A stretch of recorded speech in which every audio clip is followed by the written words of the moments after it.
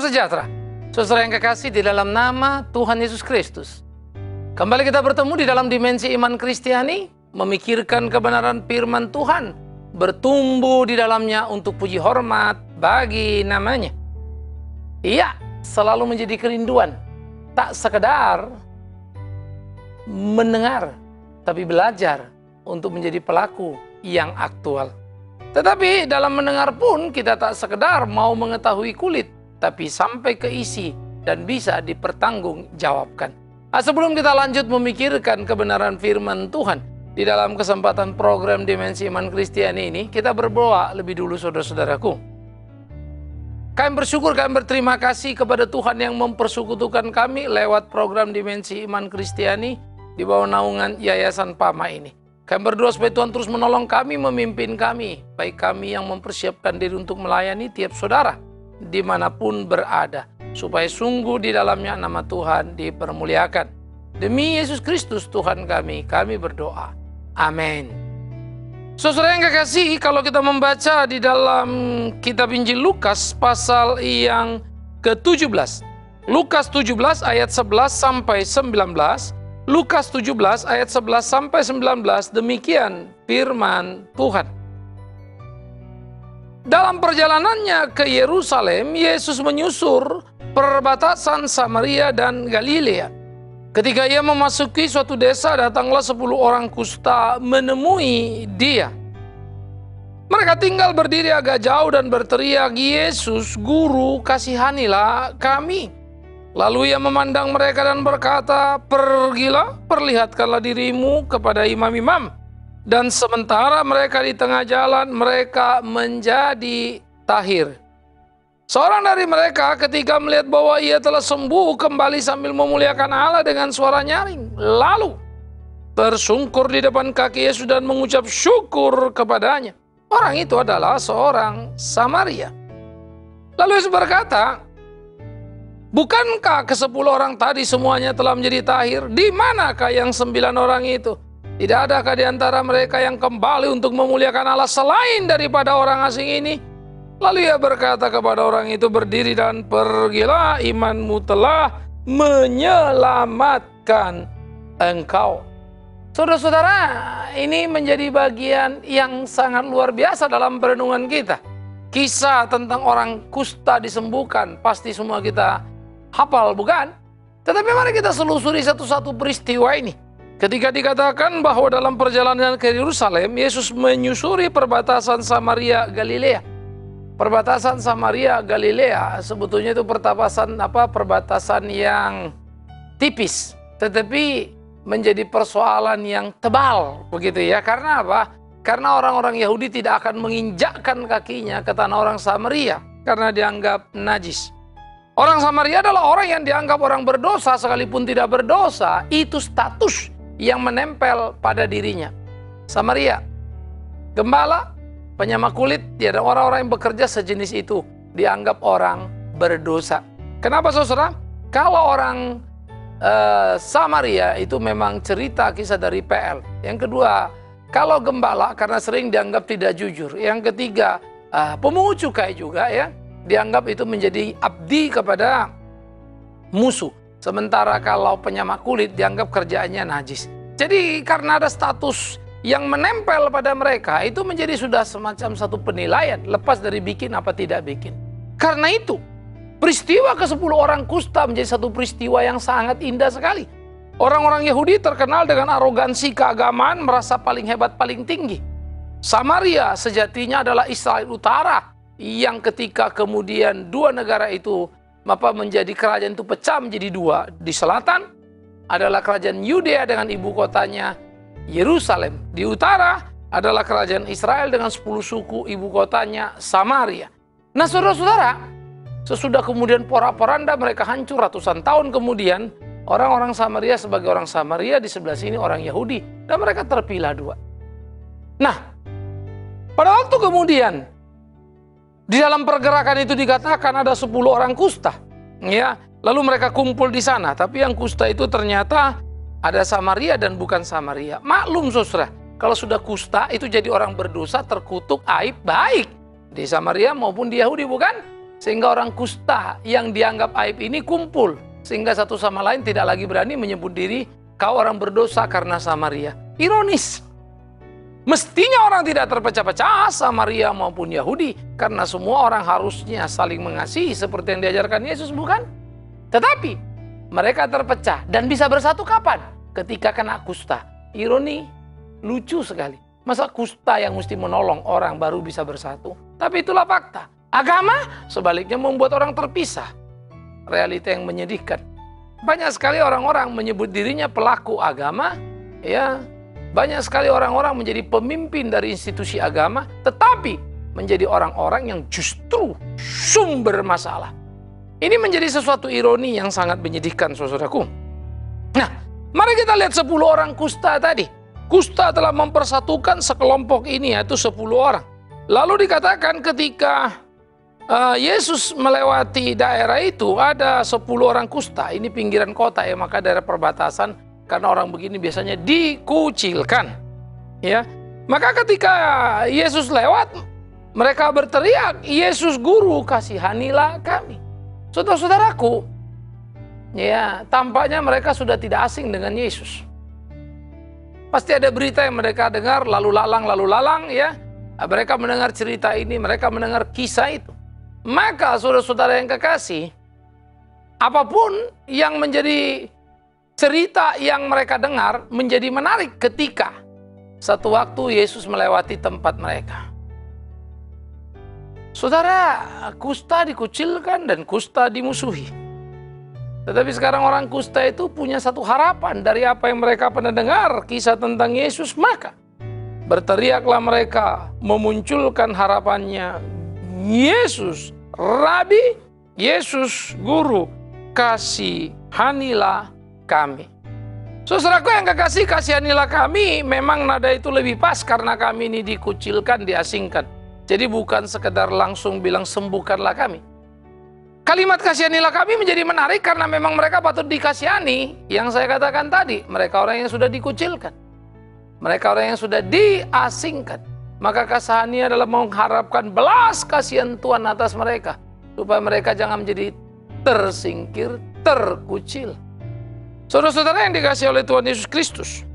Maka apa yang kita lihat dan berlanjut menjadi sesuatu apa yang menarik dalam ketika kita memperhatikan apa yang menjadi kehendak Tuhan di sana. Bahwa kemudian mereka menjalankan tugasnya di dalam sedih, kemudian mereka berteriak memohon belas kasihannya. Maka Yesus berkata apa? Dipandangnya mereka lalu bilang apa? Pergilah kepada imam, tunjukkan dirimu.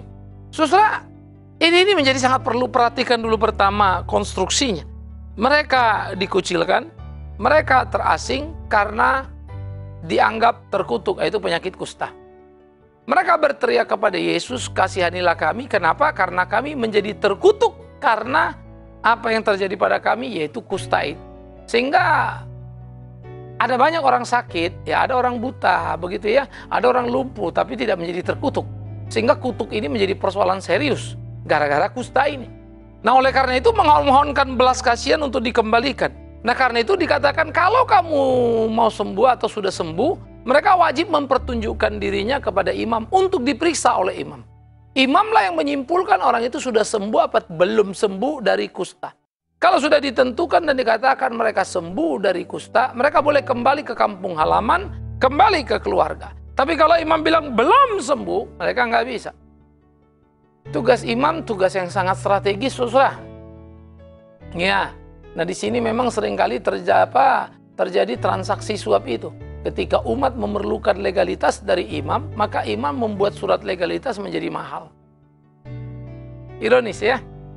Nah, mari kita bisa melihat di dalam bagian ini. Maka Yesus mengatakan, pergi tunjukkanlah dirimu pada imam. Artinya, bahwa kamu sudah sembuh dan kamu berhak kembali kepada keluargamu. Kasihanilah kami, Kristus mengasihani mereka. Saudara, 10 orang ini pergi, saudara-saudara yang kekasih. Dan apa yang terjadi kepada ke-10-nya dikatakan bahwa di tengah jalan ketika mereka lagi berjalan, mereka jadi tahir. Sambil jalan, bos, mereka sembuh, saudaraku. Saudara bisa membayangkan, ingat, kusta bukan sekedar penyakit. Ya, kusta bukan sekedar bahaya untuk tubuh, tapi kusta memisahkan kita dari keluarga, kusta membuat kita najis. Itu persoalan yang serius, sehingga lahir batin tersiksa, teraniaya karena kusta. Nah, saudara-saudara yang dikasih oleh Tuhan Yesus Kristus, sekarang mereka telah sembuh. Kebahagiaan mereka meluap dan begitu luar biasanya. Ingat, ini bukan soal sakit, ini juga soal aib. Maka di dalam meluapnya kebahagiaan mereka, begitu sukacitanya mereka, sudah seharusnya mereka mengingat, bukan? Dan amat sangat luar biasa berterima kasih kepada yang menyembuhkannya. Siapa? Yesus. Harusnya itu yang mereka lakukan. Pergi menemui Yesus. Tetapi yang 9 tidak melakoni itu, saudara-saudara. Mereka pergi dan bahagia untuk mencapai apa yang menjadi tujuan mereka. Lapor pada imam, sembuh kembali ke keluarga. Menikmati apa yang sudah lama tidak dinikmati, kumpul dengan keluarga. Mungkin sudah membayangkan makan enak kali ya. Maka mereka sangat self-oriented pada waktu itu. Aku udah sembuh, aku akan dapat apa yang aku inginkan. Saudara, keinginan terhadap gairah diri, keinginan terhadap kebutuhan diri, keinginan terhadap pemuasan apa yang ada di dalam dirinya sangat kuat, membuat mereka fokus segera pulang, fokus segera ke rumah untuk menggapai apa yang diingini dan memenuhi keinginan diri. Tetapi beda dengan satu orang lagi. Kebahagiaan yang sangat kuat tidak membuat dia self-oriented. Dia sangat ingat siapa yang menyembuhkannya. Dia tetap mengarah kepada Kristus. Dia tetap menjadi seorang yang God-oriented. Kepentingan diri tidak menjadi penting, tetapi penaklukan diri itu yang terpenting. Maka si Samaria kembali menghadap kepada Yesus, bersyukur, berterima kasih karena dia sudah disembuhkan. Dikatakan apa? Dia kembali, dia memuji-muji Tuhan dan bahkan tersungkur di kaki Yesus. Saudara, amat sangat tahu diri, amat sangat tahu menempatkan diri. Dia tersungkur di kaki Yesus. Hidupku tadi tidak ada apa-apanya. Aku bukan saja sakit, tetapi sudah menjadi sampah bagi masyarakat. Aku sudah dianggap aib dan petaka bagi keluarga. Aku tidak boleh apa-apa. Hari ini aku sembuh. Aku sudah hidup dari matiku. Aku sudah kembali dari keterasinganku. Wajar kalau dia sujud kepada Kristus. Orang kusta sulit dibayangkan bilakah mereka sembuh. Maklum, pengobatan pada masa itu sangat terbatas sekali, bukan? Jadi kecenderungan orang kusta adalah kusta seumur hidupnya, atau terasing seumur hidupnya, atau bahasa saya, mati selagi hidup. Tetapi yang 10 ini mendapatkan hidupnya sebelum mati. Mereka hidup di dalam hidupnya. Wow, bergairah. Tapi hanya satu yang kembali. Nah, yang kembali ini bersyukur kepada Tuhan. Menjadi sangat luar biasa. Siapakah dia? Dikatakan di situ bagaimana Yesus menggambarkan orang Samaria itu. Tidak adakah mereka yang kembali untuk memuliakan Allah selain daripada orang asing ini? Istilah pemakaian orang asing sebetulnya mau mengkritik orang-orang Yahudi yang 9 yang tidak pulang. Yahudi, tapi perilakunya payah. Ini Samaria yang dianggap orang asing, tapi perilakunya santun. Alkitab selalu menemplak kemapanan, merubuhkan sistem nilai yang dibangun oleh institusi keagamaan. Itu sebab Yesus memang selalu menciptakan kegelisahan bagi kemapanan. Dan dia dimusuhi oleh kelompok para imam. Saudara-saudara yang dikasihi oleh Tuhan Yesus Kristus, satu orang itu sembuh dan dia kembali tersungkur di kaki Yesus, bersyukur kepada Yesus karena dia mendapatkan hidupnya. Dan dia tahu dia dapat dari Yesus. Yang 9 tidak mau tahu. Mereka hanya pusing dengan dirinya, mereka akan mendapatkan apa yang mereka ingini. Oleh karena itu, Yesus berkata kepada orang asing itu atau kepada orang Samaria itu, Berdirilah dan pergilah, imanmu telah menyelamatkan engkau. Lagi-lagi saudara-saudaraku, imanmu telah menyelamatkan engkau. Tidak sama dengan soal engkau sembuhnya. Tapi imanmu sudah menyelamatkan engkau adalah iman yang tertaut kepada Allah, yang memberi apa yang dia punya, termasuk kesembuhan.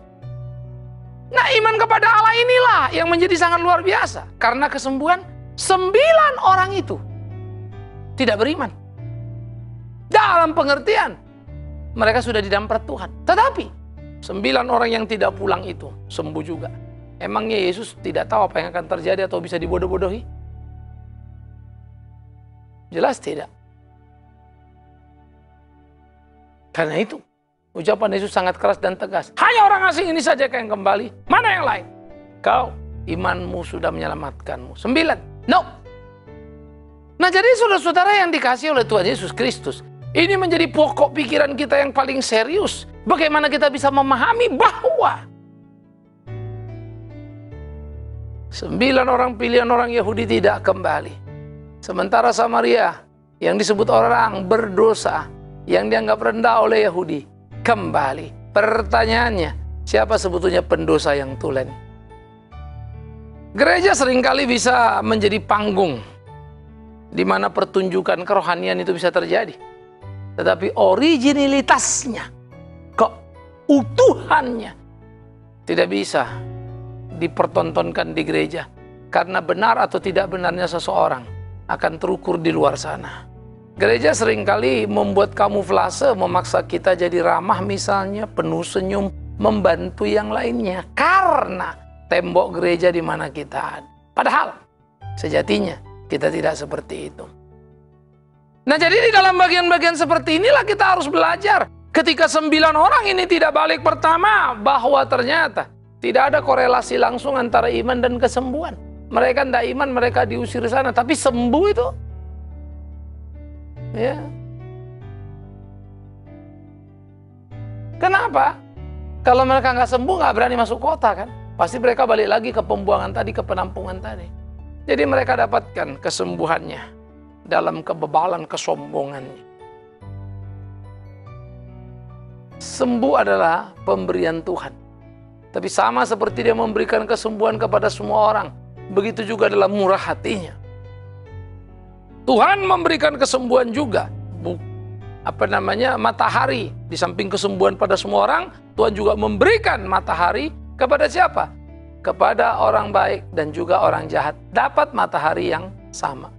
Nah, jadi di dalam bagian-bagian seperti ini, saudara, kita belajar untuk mengerti, kita belajar untuk memahami bahwa Tuhan memberikan nilai-nilai berkat-berkat itu terhadap semua orang. Matahari semua orang dapat, kesembuhan juga. Jadi nggak ada korelasinya bahwa karena kau iman kau dapat matahari. No, iman membuat kita terpaut kepada Dia.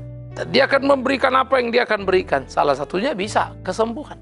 Tetapi iman membuat kita kuat dan diselamatkan karena terikat dengan Dia. Itu yang terpenting. Maka orang yang terikat dengan Kristus itu, nggak sembuh pun dia nggak pusing. Itu bedanya. Dan beda ini bumi langit dengan apa yang kita pahami mungkin. Karena itulah pelurusan pemahaman menjadi sangat penting. Isu yang tidak boleh diabaikan, saudara-saudaraku yang kekasih. 10 orang kusta yang sembuh, hanya 1 yang diselamatkan. Ironi. Kemarahan Yesus sudah menunjukkan sikap. Kemana? Kenapa orang asing ini yang kembali? Itu sudah jelas menunjukkan sikap betapa yang 9 itu tidak tahu diri. Ya, kalau kita memakai bahasa yang keras, 9 itu kalau nggak diselamatkan ya masuk neraka kan begitu ya. Untuk apa kau sembuh tapi tidak masuk surga?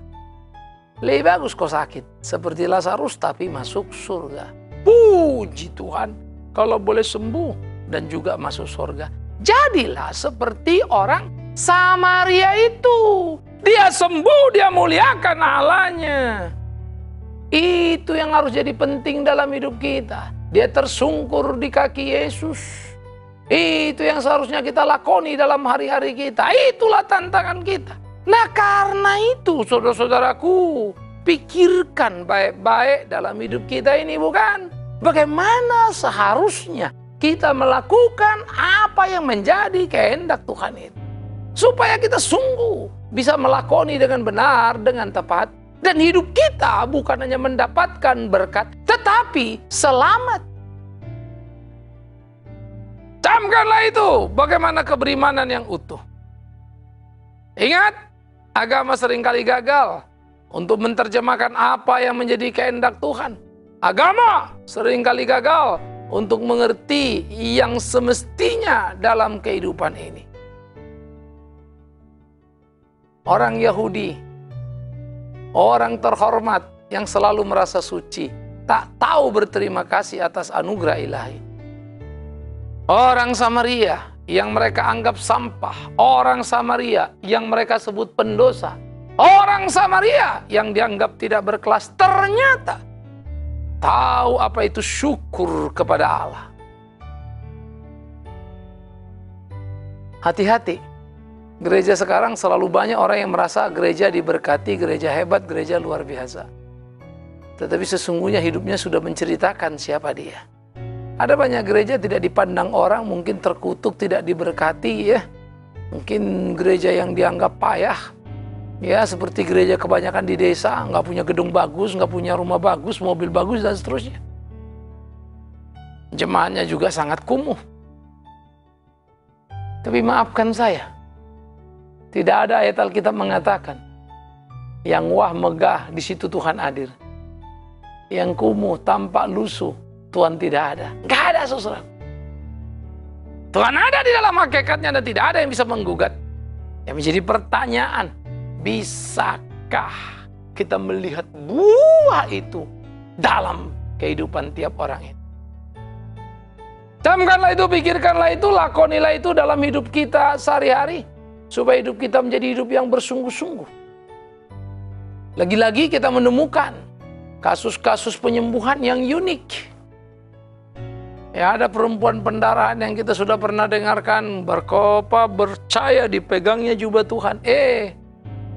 Sembuh loh. Yesusnya nggak tahu. Ada orang nggak minta di kolam Bethesda, mau kau sembuh?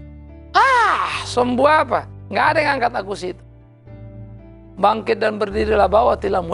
Sembuh.